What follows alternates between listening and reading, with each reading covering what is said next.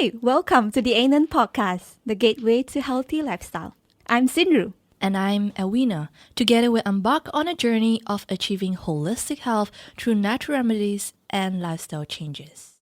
Hi, welcome back to Ask Dr. Lee series.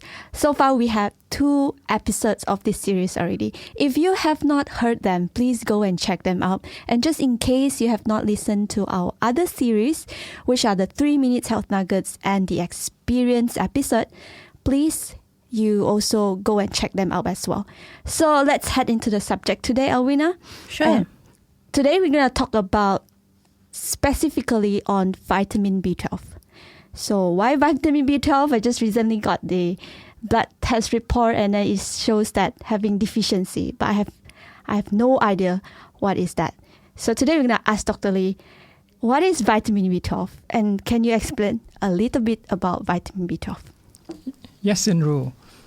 We know that there are many different types of vitamin, and one of the group of vitamin is actually vitamin B.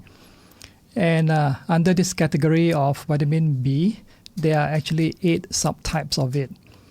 And since we are talking about vitamin B12, we will just specifically talk about this.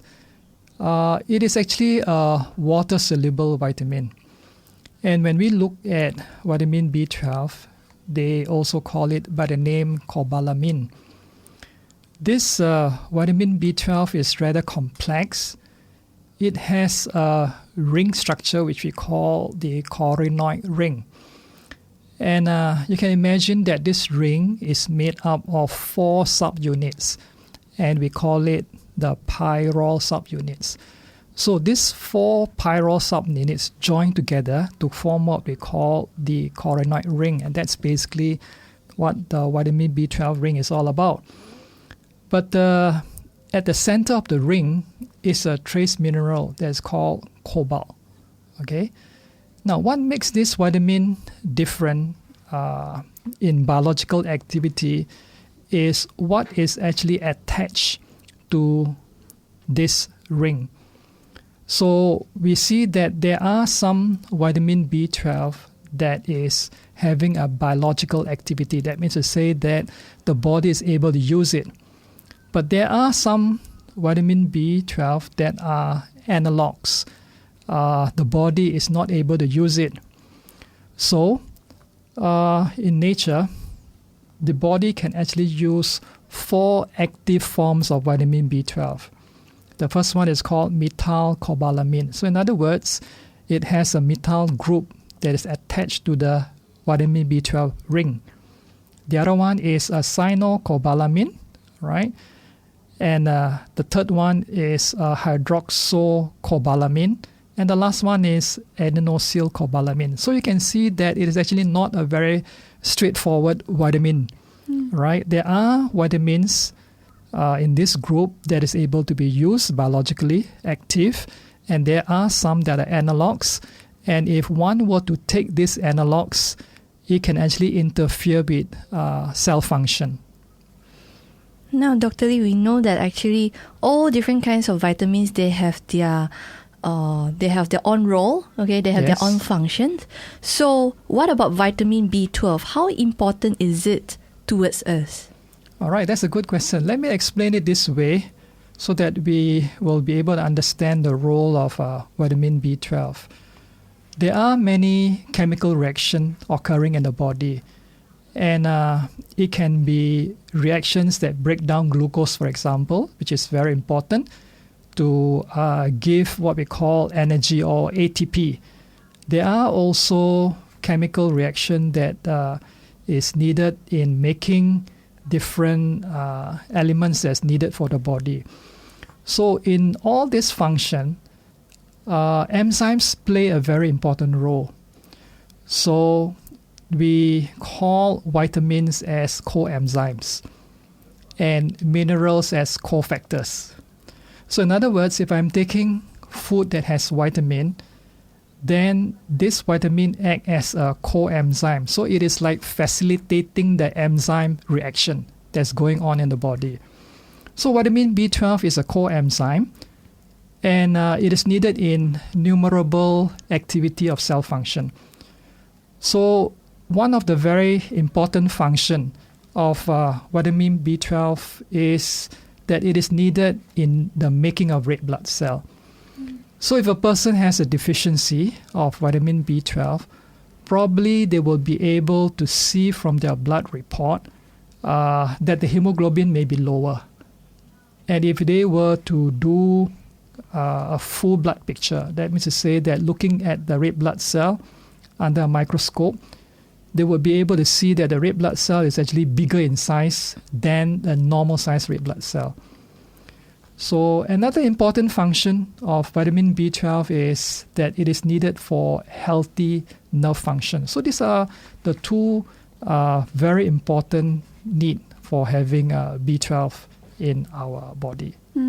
So vitamin B12 is actually helping with blood formation. Yes. And as well as guarding our nerves. Yes. So if we are having lacking of vitamin B12, then these two things that we should be careful of. Probably have some nerve issue. Does it mean that we're gonna be like paralyzed? Are there any signs or symptoms of a person shows that if he has this deficiency? Yes, if we are talking about anemia, then you find that a person who has anemia may have symptoms. Because of red blood cell is needed in carrying oxygen to the cells, a lot of times when there's a deficiency of red blood cell or anemia, a person may probably be feeling very tired. They may be breathless on exertion. And if you look at the palms or the lower lid, they may actually be pale. In terms of a nerve problem, most of the time, vitamin B12 causes what we call peripheral neuropathy. Peripheral means extremities, like the fingers and the toes, right? These are the extremities. And neuropathy means that there is a problem with the nerve. So what do a person feel? They will feel that or complain of numbness and tingling sensation in the fingers and the toes. And there may also be a loss of vibration sense. So if you hold on something that is vibrating, you may not Don't be feel able anything. to appreciate it. Or some people may have what we call abnormalities in proprioception, like they are not able to locate or perceive what position their body is actually their body actually is in. And if this is not remedied, it can lead to progressive weaknesses. I don't get what you mean by the person cannot know and perceive the body. Okay, meaning that suppose, let's say, your head is bent to one side or your body is slanting to one side, you probably no may idea. not be able to perceive that you are actually slanting to one side. Okay. Unless someone is telling you that, Sinru, how come you are slanting to your right side? Then you realize, oh, I didn't know that. Okay, that's scary. So, Dr. Lee, if a person is like, they do not know that they are lack of this vitamin B12, Okay. and then they just leave it like ignorant, and then they didn't go and treat it. So what will happen to them? Will it cause actually life-threatening towards this person if they just leave it like that? Yes, in a certain sense, if it were to continue for a prolonged period of time, it can lead to life-threatening events. Having said that, we recognize that the liver actually is the storage of vitamin B12. And the liver can store about 2 to 3 milligrams of vitamin B12.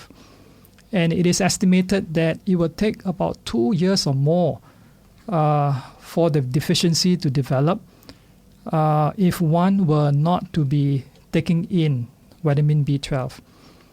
The loss of vitamin B12 is actually very minimal, right?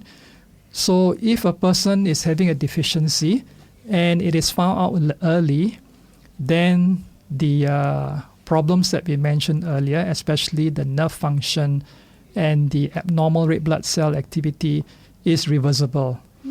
But if it is continued for a prolonged period of time, then it can actually be life-threatening. If the anemia is not remedied, then it can progress from symptoms of tiredness and palpitation. Palpitation means that your heart is beating very, very fast.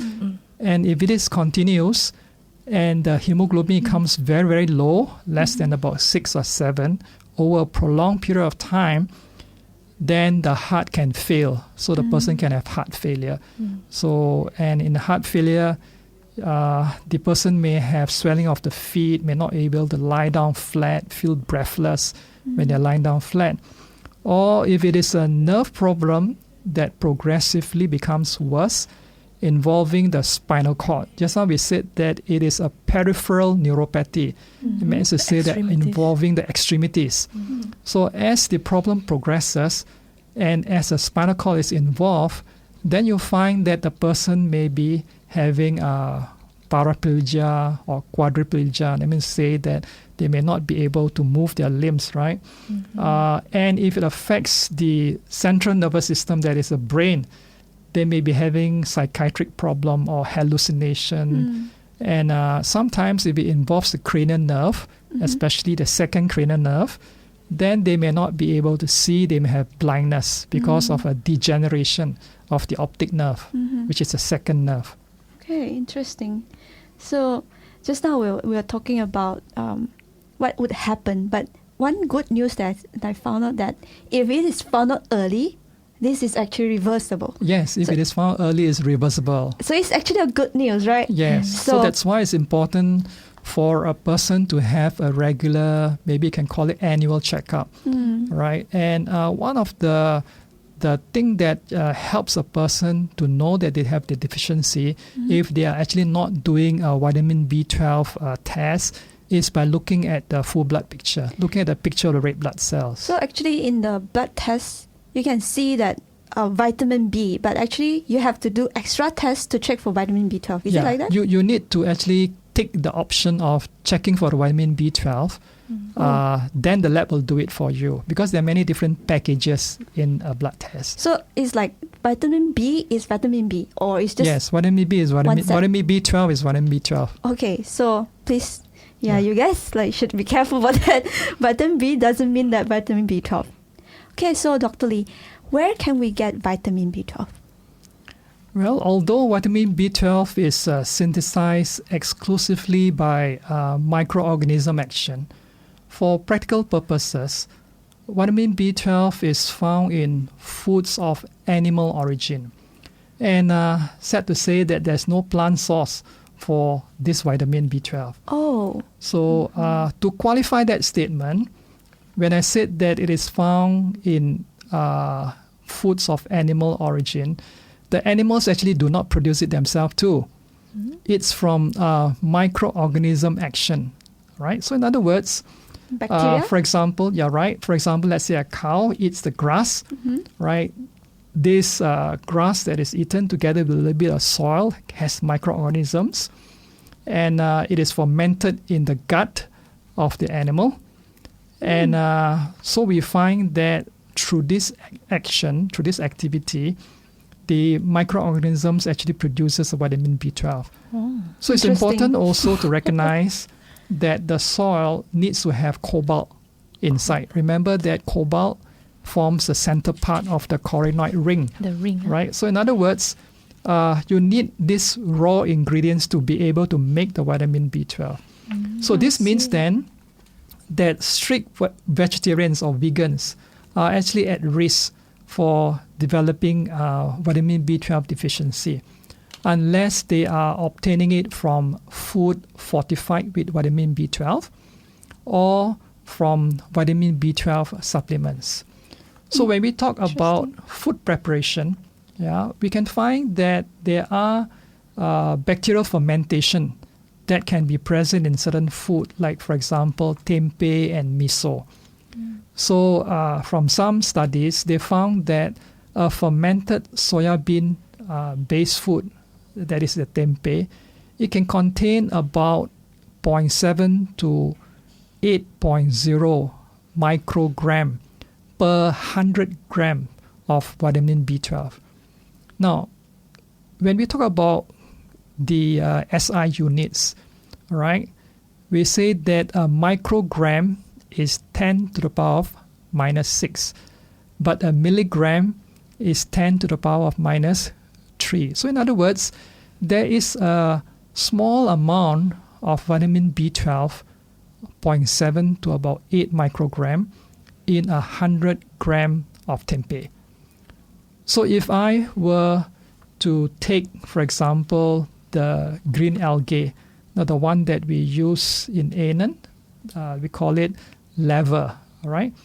The green one or the purple one, they also have a considerable amount of vitamin B12 in it. What is laver? What? We got to show you a picture before you know It's what a it food, is. Yeah, it's a it? food item. It's like something like a seaweed like this. Oh, All right. I think something interesting here says that the animals get vitamin B12. I mean, like if we eat meat, so the B12 is actually in the meat because it's actually coming out from the animals that fermented inside the gut, right? Coming out from the microorganisms that ferment the food that the animals have eaten. So the same way how tempeh works as well. So Yes, because of microorganism action. Microorganism. so any food that fermented could have. Any Is it food that my presumption? any food that is fermented with those particular microorganisms Microorganism. will have it. Not all Interesting. microorganisms will Okay. give vitamin B12. All right. So I just want to mention that some have said that spirulina actually has yeah. vitamin B12, but research recently has found that they are actually analogs and they are not the bioactive form of vitamin B12. So on the other hand, we also find that there are food that is fortified with vitamin B12. Fortified means that vitamin B12 is actually added into these food substances.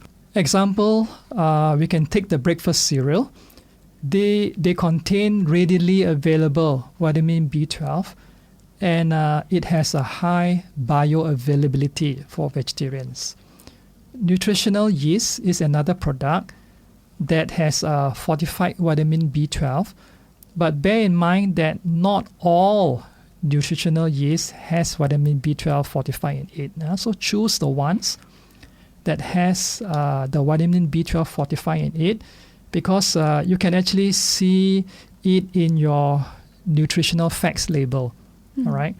So that is another way to get the vitamin B12 from food sources. Okay, so I think that we all know where we can get the vitamin B12, but then I think that Dr. Lee is also important for us to know how much actually do we need in a day of this vitamin B12. What is your recommendations for a daily intake? Okay, that's a very important question.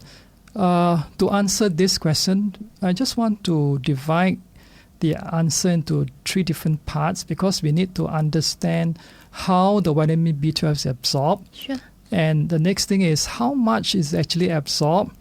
And the third part is how can I facilitate the maximum absorption of vitamin B12. Okay. So the latest recommended dietary allowances for an adult, okay, is about 2.4 micrograms of vitamin B12 a day. So previously, the value was about 6 micrograms of vitamin B12 a day. And that is the amount that we can get from food, right? We're not talking about supplements now. So we're talking about food. So having said that, we need to understand a few important concepts regarding the absorption of vitamin B12, either from a dietary source or from supplements. So the absorption of vitamin B12 found in food, right, depends on a few factors. And bear in mind that the absorption will be less with age. So when a person grows older, Then the ability to be able to absorb vitamin B12 will actually decrease. Now, how is it that vitamin B12 is absorbed? Right now, in order to absorb vitamin B12, we actually need 2 binding proteins. So in other words, the vitamin B12 has to bind to something like a carrier molecule, a carrier protein to bring it, right? So the first binding protein is called intrinsic factor. Now this intrinsic factor is actually produced by the stomach. All right, I will not go into details of which cell produces it. And the other one is what we call cobalamin. This is actually a binding protein that is produced by the saliva. All right. So the cobalamin produced by the saliva, the intrinsic factor produced by the stomach. All right. So now, when the food that has vitamin B12 is taken in, it goes into the stomach. And in the stomach, there's a gastric acid. Yeah. So the gastric acid and the pepsin, right, will break the vitamin B12 from the food. All right. So then it releases the vitamin B12, and this vitamin B12 is bind to the cobalamin, the protein that is present in the saliva, right? So now, after the stomach, it goes into the small intestine. The first part of it we call the duodenum. Yep. And this complex of vitamin B12 with the cobalamin is so-called hydrolyzed, and it releases the vitamin B12, and from there it binds in with the intrinsic factor. So in other words, just think that a person is running a 400 meters race, and you're passing the baton from one to the next person. So the vitamin B12 is passed by the cobalamin to the intrinsic factor. And the vitamin B12 is finally absorbed from the distal third, or the end part of it, of the ileum, which is part of the small intestine. Now the important thing is that this end part of the ileum, right, it has, we call it receptors, that helps in the absorption of the vitamin B12. This receptor only absorbs the complex that has intrinsic factor with vitamin B12. It will not absorb vitamin B12 that is free. Are you with me? So in other words, it has to absorb the complex together. All right? So if you have the vitamin B12 without the intrinsic factor binding together, then the vitamin B12 will not be absorbed. Just imagine that you have the key to open the lock. That is, the lock is the receptor. So if you don't have the key to open the receptor, no matter how much vitamin B12 is there, you will not be able to enter into the cell. Right. Right? So every cell has a receptor, and the binding of the vitamin B12 with the intrinsic factor, the intrinsic factor is likened to the key. Are you with me? Yes. All right. So if you have the vitamin B12 free without the intrinsic factor, which is the key, you will not be able to open the receptor, which is the lock, and the cell will not be able to get the vitamin B12. Oh. So that's why it is important to recognize the fact that the intrinsic factor is very important for the absorption of vitamin B12. So that's why it goes to say that if there is a problem with the digestive tract, when there are intestinal ailments like a weak stomach or malabsorption syndrome or gluten sensitivity and so on, then it will affect the absorption of vitamin B12. Now, it is estimated that about 40% of the vitamin B12 is absorbed per meal. All right, notice that it is per meal. So in other words, if I'm eating a particular food item, let's say that it has 1 milligram of vitamin B12, it's only about, the absorption is only 0.4 milligram, right, to roughly 0.5. So about 40 to 50% of the vitamin B12 is absorbed. So now, when we talk about how much vitamin B12 is required, then we are here going to say that if I were to have a daily requirement of 2.4 microgram a day, as we said just now. And if I were to take a fortified brewer's yeast product, for example, okay, now let's do the calculation a little bit, all right? So now, if 1 teaspoon of this fortified brewer's yeast has about 1.6 microgram of vitamin B12. Remember, I need how much per day? 2.4. 2.4.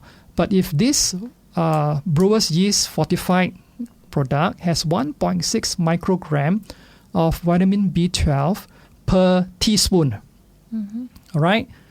So, how much do I get from 1 teaspoon of this brewer's yeast? I only get about 0.4, 40% to 50% of it. Now, let's take 50% for easy calculation. So, if 1 teaspoon has 1.6 microgram of vitamin B12, 0.8. I will only absorb 0.8 8. microgram of the vitamin B12. But I need 2.4 microgram per day. 3 teaspoons. So I need to take 3 teaspoons of brewer's yeast. But bear in mind that I will need to break that 3 teaspoons into 3 different meals. Rather than taking the 3 teaspoons in one single meal. And that's a very good question you asked there. So, why do I have to break this 3 teaspoons into 3 different meals? Because the absorption rate decreases with increased intake. So, in other words, if I'm taking 1 teaspoon, the absorption of the vitamin B12 is higher. But if I take 3 teaspoons at the same meal, the absorption of the Still vitamin the same. B12 will be lower. Lower. Why? Because Because the receptor becomes saturated, right? For the absorption of vitamin B12. So that's why vitamin B12 absorption is a bit complex, right? It's not so straightforward. Absorption of vitamin B12 varies from about 50% if one were to consume 1 microgram or less. But if a person were to consume about 1,000 microgram or above, then the absorption is only 0.5%. Can you see that a higher concentration of vitamin B12 that is in the food that we are eating or the supplements that we are taking will result in less absorption of the vitamin B12.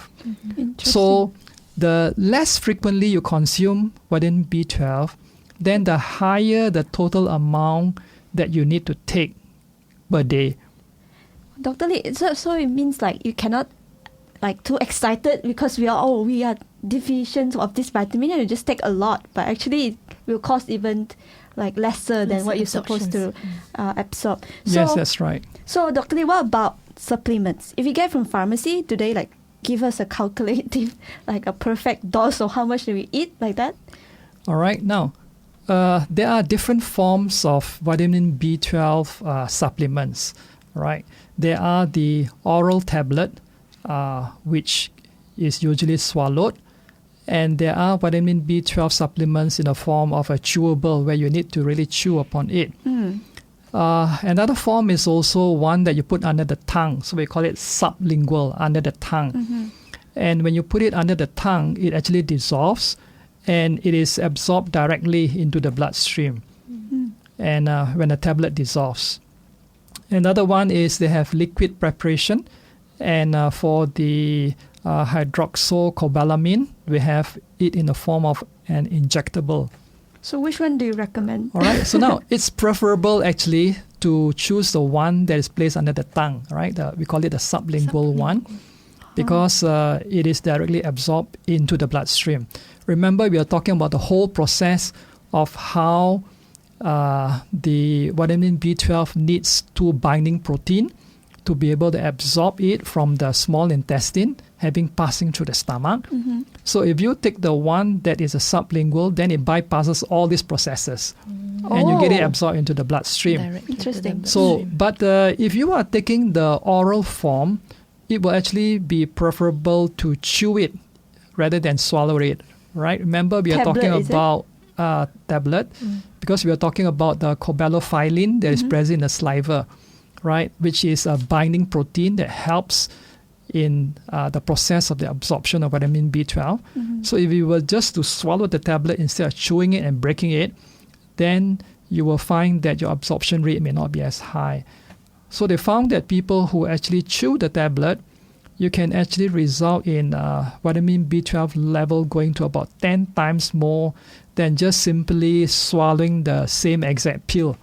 All right? Doctor, I want to ask, if you mean by chewing those tablet or those supplements that is made for chewing? Anyone, both even ways? As long as, because when you start chewing it, you're actually causing the saliva with the binding protein that's present in the saliva to mix with your vitamin B12 that's present in your supplement. So no, whether it's tablet form or the Or chewable form, just yes, chew. yes, Okay. yes. So we also want to say that if we were to take vitamin B12, it is preferable to take it as by itself, not in a multivitamin form. Right? Oh. You find that there are many multivitamin complex, form B complexes. complex. Yes. So why is it so? Because the other vitamins or minerals that is present in that same tablet can so-called destroy the active form of the vitamin B12, converting it into a vitamin B12 analog. And then you will find that you may not be able to absorb what is put into the tablet. So for people who have kidney failure, it will be preferable to use the vitamin B12 in the form of methylcobalamin. Remember that I was telling you that there was four different active forms of biologically active forms of vitamin B12. So the methylcobalamin form is one that will give a better absorption for a person with kidney failure.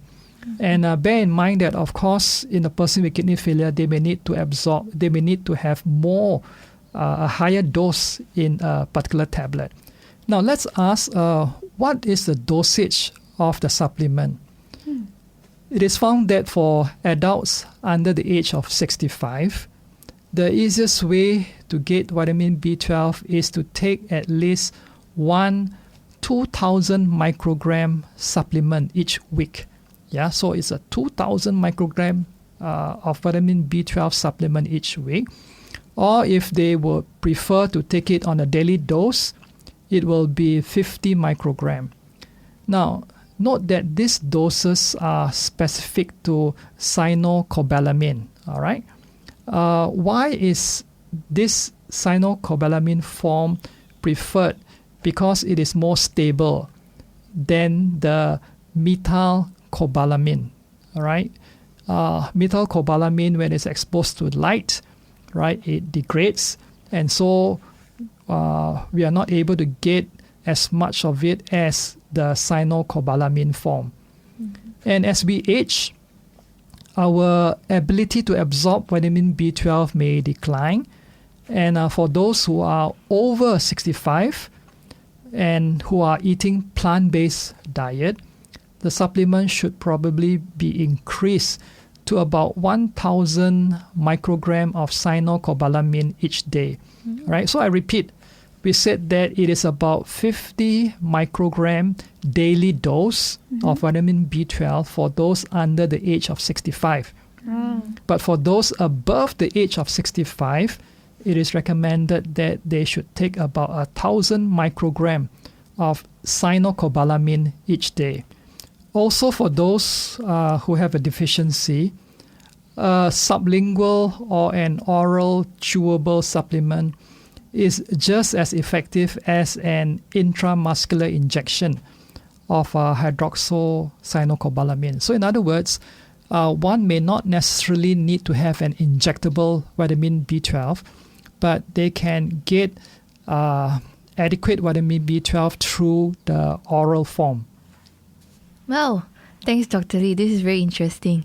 From this point here, basically, I found out something new for myself, where I always take it in the wrong way. All the time I've been swallowing vitamin B12 rather than chewing it. Now, Dr. Lee, we have been heard that many vegans people, they always say that they have the problem of deficiency of vitamin B12. What about those that are not vegan? Do they also have this kind of problem? Yeah, that's a very good question, because commonly people think that only those who are vegan that have vitamin B12 deficiency. Now, I just want to bring out a study from the American Journal of Clinical Nutrition, published in the year 2000, right? It is called the Framingham Offspring Study. Now, Framingham study is a very popular study, right? Very well-established study. And in this Framingham Offspring study, they found that 39% of the American general population may be in the low normal and deficient vitamin B12 blood level range. So now if you think for a moment, the general population Americans, they actually are non-vegans. So yet, despite of being a non-vegan, there is about 39% of the population that has a low normal and a deficient vitamin B12 blood level range. And so it is not just vegetarian or older people. Now, if you look at that study, it's interesting that that study, the people that formed that study comes from a range of age group. So they're actually not confined to the old people only. So that's why in this study, they showed that there's actually no difference in the vitamin B12 blood level of younger or older adults, right? So most interestingly, there was no difference between those who ate meat and those who did not. So the people with the highest vitamin B12 levels were those who were taking B12 supplements and eating vitamin B12 fortified cereals. So when we talk about the blood level of vitamin B12 in the local lab, the blood level of vitamin B12, the normal range is given as a value of about 156 to 672 picomillimole per liter. Now, let me explain a little bit. We are talking about milligram, microgram, and picogram. So a picogram means that it is 10 to the power minus 12. Oh, okay. Right? A microgram is a 10 to the power minus 6. And a milligram is 10 to the power minus 3. So in other words, if you look at the blood level of the vitamin B12, 156 to 672 picomole, which is actually very, very little, right? So vitamin B12 deficiency isn't just a problem for vegans, right? The answer to the question. But the absorption of vitamin B12 requires an intact and functioning stomach, right? An intact pancreas, sufficient quantities of intrinsic factor, proper small bowel function. Now, for interest's sake, even though the local lab value states that 156 is a lower limit that one should have for the blood vitamin B12, but they found that people who have a value of about 258 picomillimole, they also do have clinical symptoms of a B12 deficiency, even though the lab value doesn't say that they're deficient. Right. So in this study, they found that if these people have a range of 156 to 258 picomillimole and they are given a supplement, their symptoms are actually reversible. So we need to differentiate between a lab range and a clinical normal range in a person having symptoms.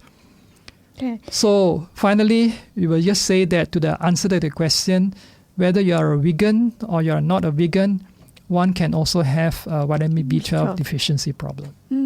Thank you so much, Dr. Lee. I think all of us have this better picture about what vitamin B12 is, whether you are vegan or not vegan, but vitamin B12, you have to be careful about that. And if you have not went for the check or whether you are having this deficiency, I would recommend you to go and check it. So thank you so much, Dr. Lee, for sharing with us about this vitamin B12. And yes, see you again. Thank you. Yes, thank you. Have a good day.